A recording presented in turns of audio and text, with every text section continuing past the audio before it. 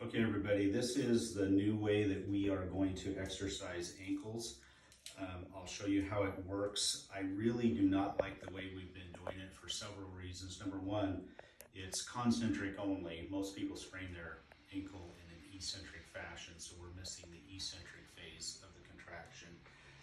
It's also something that we can't really vary the intensity too much. I mean, you can have somebody do more reps, but we're not able to add a lot of resistance to that. And then thirdly, we're not able to record a person's progress through weights and repetitions. And that's something that we're missing in a lot of our notes. Everybody knows, just as a review, no matter what the protocol is, if a person is doing 3 sets of 10, and those last 2 or 3 repetitions is not a bit of a challenge and they can do more resistance without provoking their symptoms, all of the physical therapists here have given everybody the okay to increase the intensity level. And we need to be documenting that in the chart. So if somebody reads the chart, if they read a lot of ours at this point, it looks like we've been doing the same thing forever. In actuality, we have not. Sometimes we're not recording units, but I think we all need to be a little bit more diligent about establishing that a person started with say 2.5 pounds, and then they're doing 5 pounds and so forth. So to put this on, it has a heel strap. I really have not put this on somebody before, so we're going to learn this together. This is the toe strap right here, so we're going to go here. We're going to go loop that around the heel. And then we're going to tighten this up.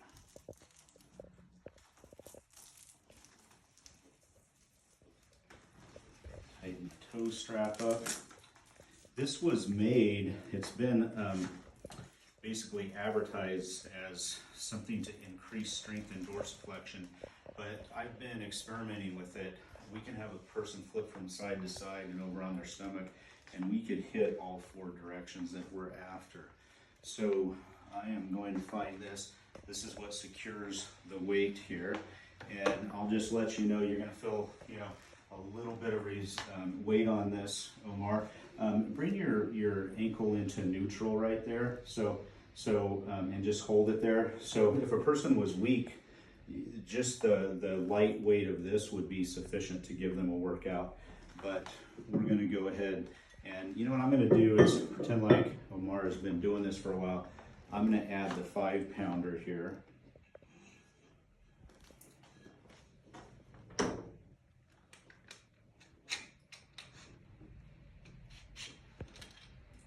Clip that into place there. Okay, now I'll take you through the range of motion a little bit. Omar, I'm just going to have you lifting this up towards the ceiling like this, and then going all the way down into plantar flexion. Okay, let's go ahead and try 10 of those if you can. And you'll see how, even with this amount of weight, there's some navigating that has to occur there. I just like the way that that's challenging him. The other thing I kind of like about it is you're working on some range of motion between sets. So after you've done 10, Omar, I'm going to let you just kind of hang that in for a plantar flexion stretch.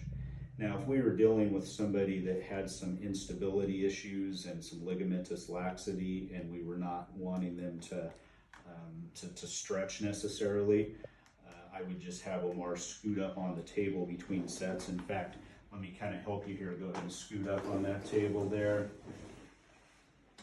And I would actually have you scoot up even further in order just to, okay, so there's your rest period right there. So again, this is assuming that a person has some ligamentous laxity and stretching is not our objective, okay?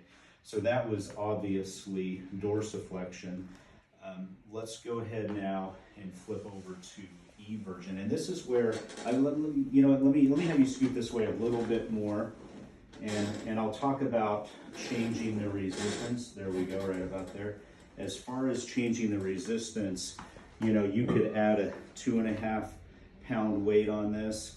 Now, if you wanted, let's say we had the 5 and the 2.5 here, and you wanted to increase the resistance, but not an entire 2.5 pounds, you can just reverse these. If the bigger weight is more distal, then it's going to be acting against a longer lever arm, and your intensity actually increases. And you probably want to document that you were doing a total of 7.5 pounds with a 5-pound distal versus proximal, if that makes any sense.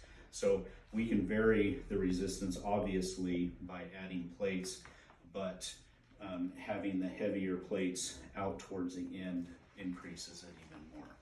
So, and what we may run into from time to time too is we're doing multiple directions, you may be able to do higher repetitions into dorsiflexion than say eversion because the intensity is different. Or in some cases, you may just have to go ahead and lighten the resistance for those other levels. And so let me go ahead now and have you flip over to your left side. And so now, and I'm just going to kind of guide this a little bit, again, assuming that somebody might be a little bit sensitive. And I'll have you kind of scoot my way so that's hanging off the edge just slightly. There we go. There we go. And then from here, I'm just going to kind of take you through the process. So we're going into inversion and then back up to eversion. And that's probably quite a challenge. What do you think there? Is that a challenge with a 5-pounder on? Yeah. And I'm thinking with most people, 2.5 is going to be appropriate with a patient population. And really into eversion like this, probably just the weight of the mechanism itself without any resistance on there at all, maybe even without the clamp on there. Just for illustration purposes, you know, I think there's a lot of ways we can do plantar flexion, heel raises. Maybe in an acute stage we would use this for that. I'll go ahead and we'll illustrate that. Go ahead and flip over to your stomach now. Good. And then we'll go from there. So into plantar flexion, you got it. And you can see how, although that is a really relatively low amount of weight, there's a little bit of bouncing involved, so we're getting some neuromuscular re-education there. And that's where sometimes on some of this open chain stuff, we can get some, we can work on control a little bit more than weight bearing. I mean, I know ultimately weight bearing is best, but starting with this open chain activity and trying to get a smoother contraction throughout, I think has real benefit. Okay, and then lastly, we're going to go into inversion. Just don't roll out. We haven't lost anybody off the table yet here. Let's don't do it on video. Come my way just a tad so that your ankle is hanging off. There we go. And then we're going to go into inversion. And this allows the person to take the path that they feel most comfortable with. So if they're getting a little bit of impingement, they can take a path that is not dictated by those shock systems that we've been using previously.